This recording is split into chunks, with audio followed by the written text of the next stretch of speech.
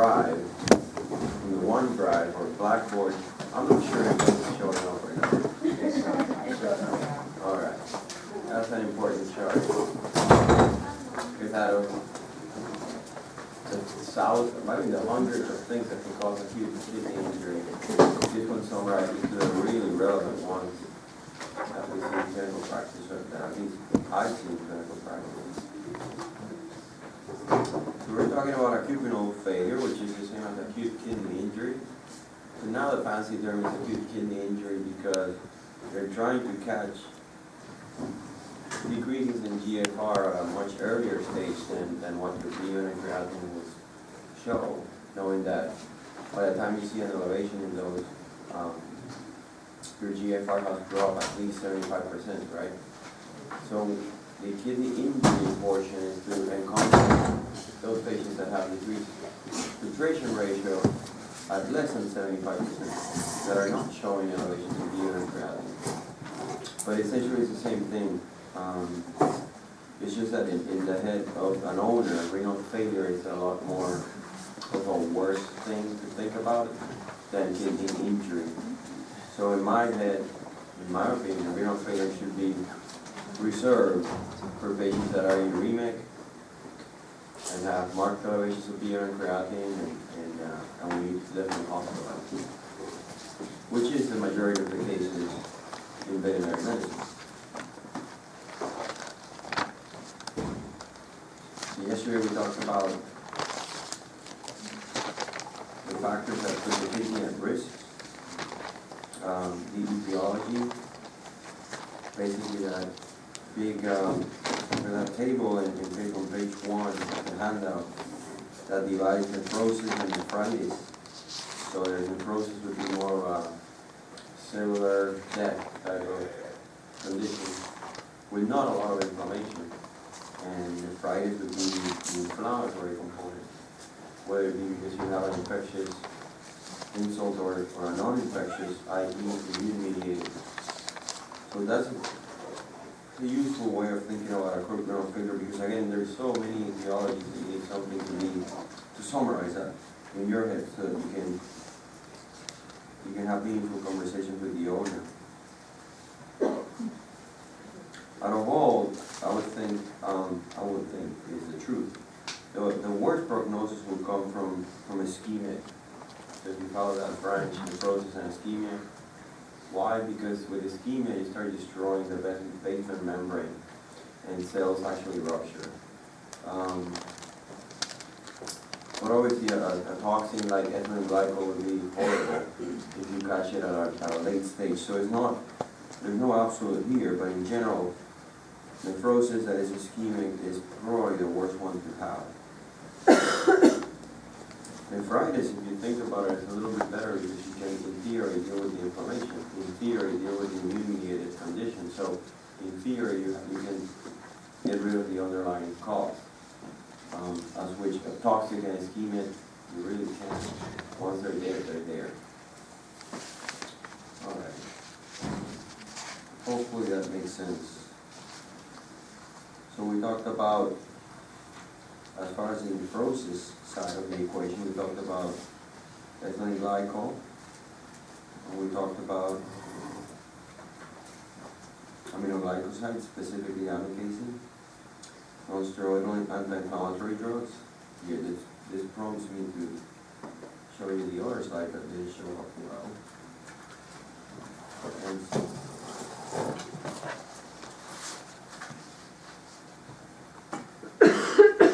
So no, this slide, hopefully you guys have this slide showing up well. But that's the summary slide for non-steroidal use and how it reduces GFR and may induce renal failure. We talked about hypercalcemia. And then in section E, basically it lumps a lot more other things that can cause nephrosis.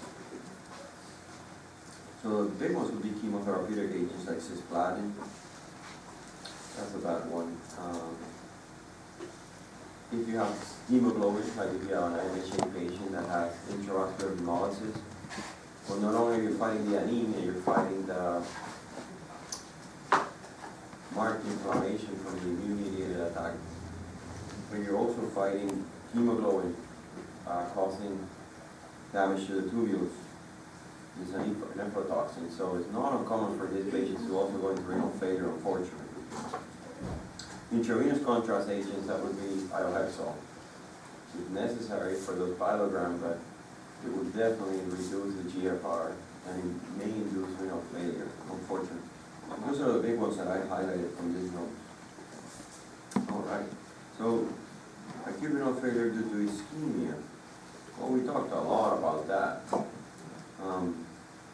So if you have a temporary hypovolemia or a decrease in blood volume, that will cause decreased renal blood flow through the afferent arteriole, right? So that would lead to decreased GFR, and you retain BUN and creatinine.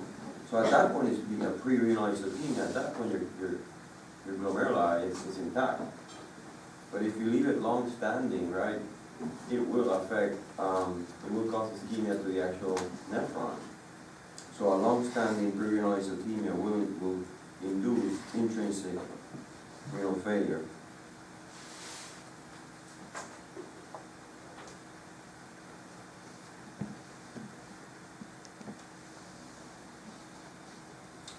So let's move to acute renal failure due to nephritis. The big one being leptospirosis, right? So now we're getting inflammatory cell infiltrates within the kidneys.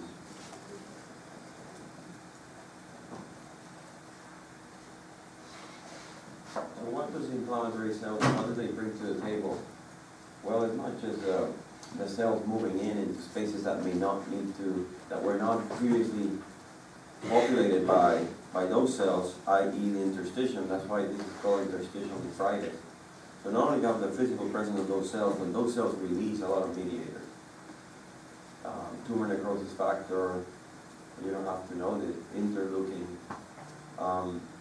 And those factors can move to other areas of the body, including the bloodstream. But as they move along, they recruit cells of the coagulation system, so you can have coagulopathies along with inflammation. As they move along, they create a lot of damage, right? Like neutrophils, think about it. They release hydrogen peroxide and reactive oxygen radicals. So that destroys not only the lepto, which is a good thing, but also destroys the kidney itself. So when you get into inflammatory conditions, you get into a little bit more of a nightmare. But as I said, in theory, it's better because you can clean up the underlying condition. Okay.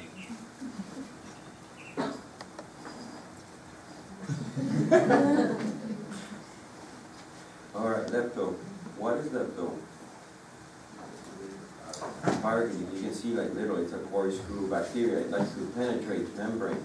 So what is the port of entry for that bacteria into the dogs or cats or humans?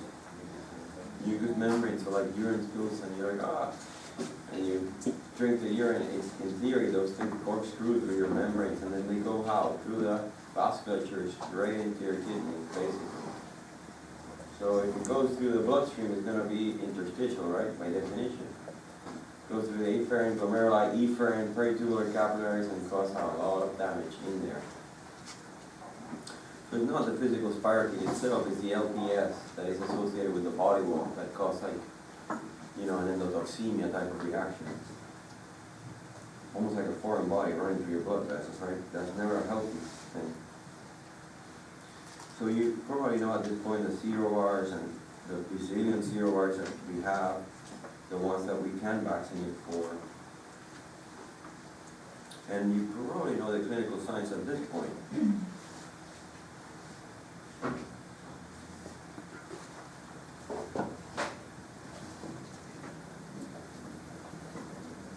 So what are the clinical signs associated with a lepto dog? How do you know it's lepto? How do you know, I think this dog may have lepto? Because, by the way, you don't get the results like immediately, right? You hospitalize and then 2-3 days later you realize, oh, it's lepto. It's usually a young dog, right? Free roaming. They're usually healthy. It's just an acute insult. What else can we add to that? Yes, if you have jaundice like this, it might not. So the spirochete has a predilection for the kidney, plus or minus the liver / biliary system. So jaundice is not a full requirement, although like I would say like 80% of them do have either elevations in the liver enzymes or they're yellow like this. What else? Edema? Yeah, so if you're going through the vasculature, right, you're going to create all the damage, and that's going to lead to edema from the plasma into the intestine. So they get edema. They also get a lot of albumin for that reason, right? But you know, they're essentially showing signs of uremia. No? They're vomiting. They're lethargic. They might or might not have a fever. They probably have painful kidneys when you palpate them, and they're swollen kidneys too.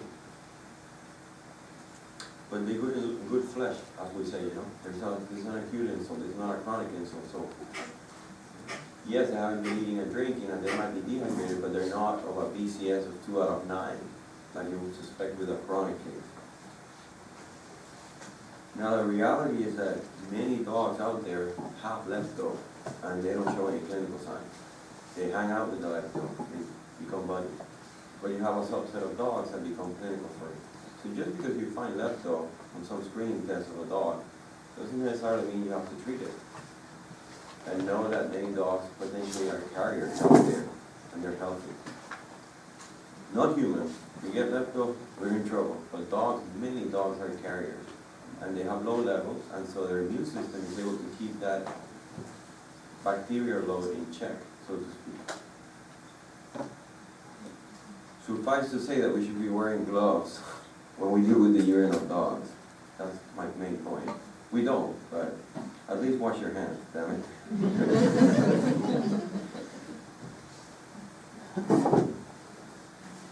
So pretty basic, right? Let's go into the lab work. You know, we're gonna see that leukocytosis is an inflammatory condition, right?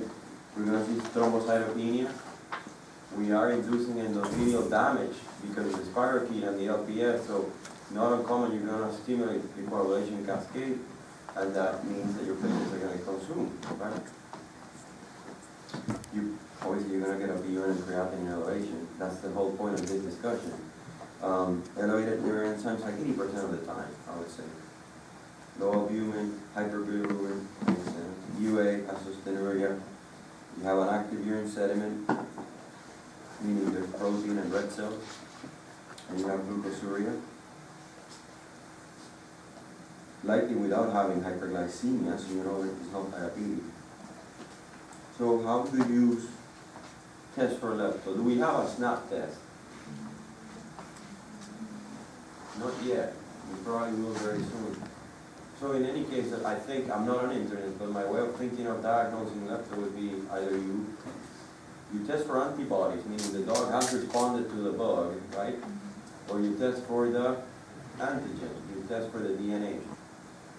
Which one do you do? It depends on many things. One of them, has the dog been previously vaccinated?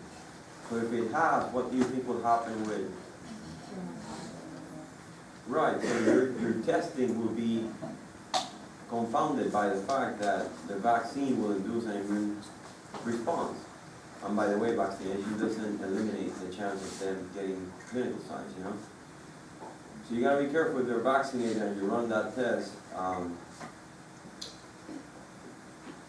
Let's call it the antibody test, because it's gonna be confounded by vaccination.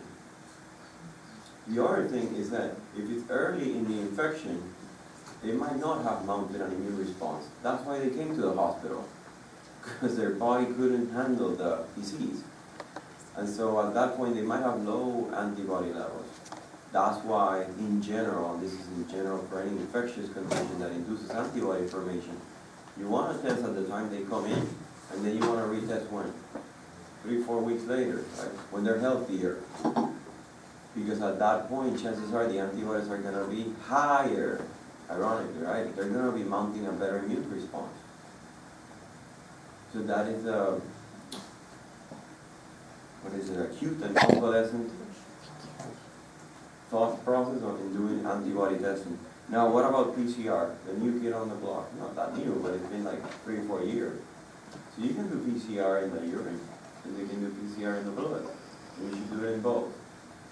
So in blood, it would be for the bacteremic phase. In urine, would be like this animal is shedding.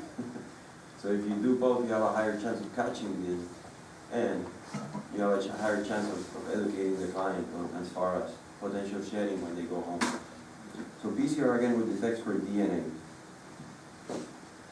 The problem with the PCR would be like, let's say you gave a couple of doses of antibiotic. There's a chance that you might not catch the DNA anymore, right? Even though there's still clinical for it. Because as I said, it's not so much a lepto, but the LPS, a component of the outer wall that induces the clinical signs. So ideally, you want to submit PCR testing before you start treatment. Okay? If you have started treatment already, you want to submit antibody testing.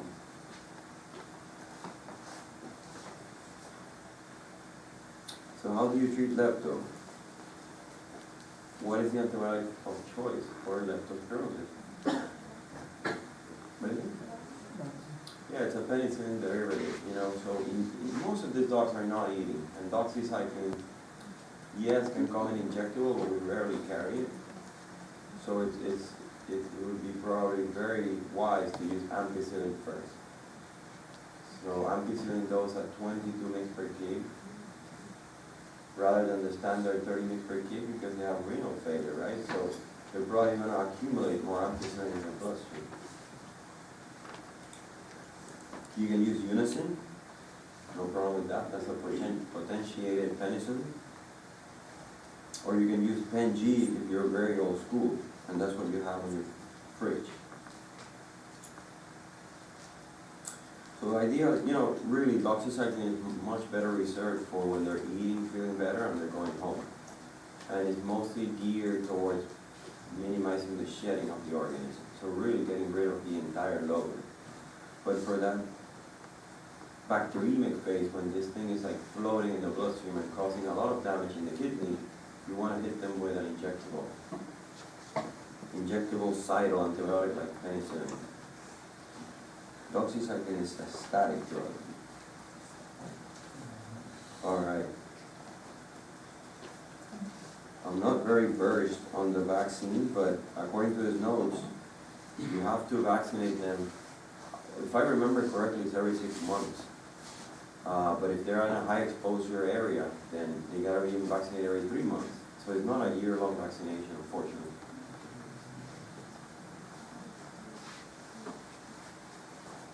Any questions with that one?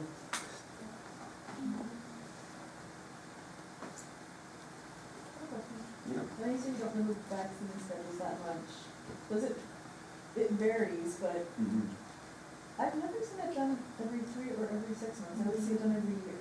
Every year? I don't see it done that often. Yeah. Cattle call vaccine every 6 months.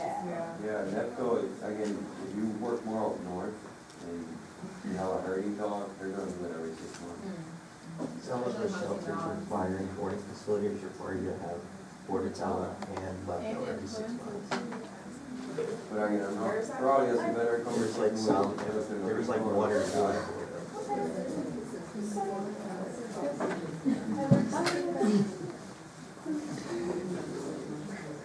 Because by the way, they say, well, I don't want to vaccinate for the risk of over-vaccinating my dog, and I'm a fan of that. I don't think we should be vaccinating that much as we do, but if you submit titers to say, well, this dog is protected, you will never know if it's a subclinical leptospirosis that the dog has, and has equilibrated, so to speak, with that, or what is the vaccine?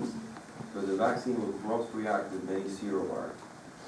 So ironically, you can give this serovar to protect for this serovar, and you test multiple serovars on a dog, and you get a lot of antibodies for a serovar you didn't even vaccinate it for. Well, is it because they have been exposed to that one? Chances are not. It's just the vaccine is cross-reacting with multiple serovars. So there's no real way to say that this dog is protected and doesn't need more vaccination, like you can with rabies, you know? So most people that have hunting dogs and they're in a high prevalence area, muddy, or there's water that doesn't move too much, right? That's where the leptos like to be, and it's like moist. At EA Farm, they're gonna come bring the dogs every 6 months, from my recollection when I used to work more of them. All right.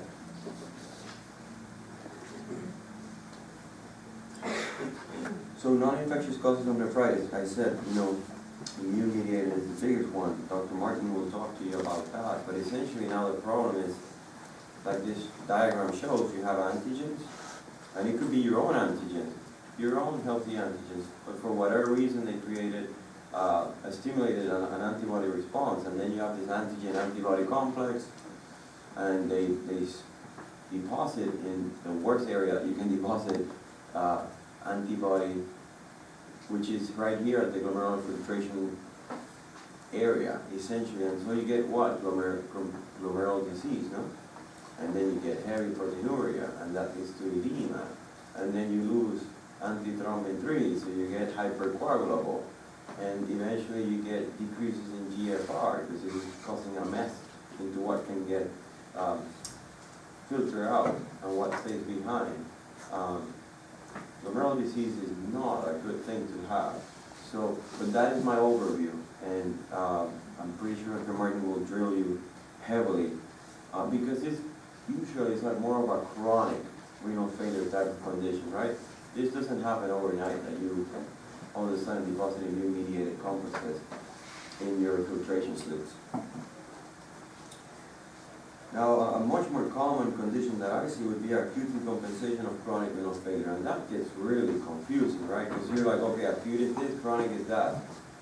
I would say that the majority of the patients that I see have some degree of chronic disease, and then they come to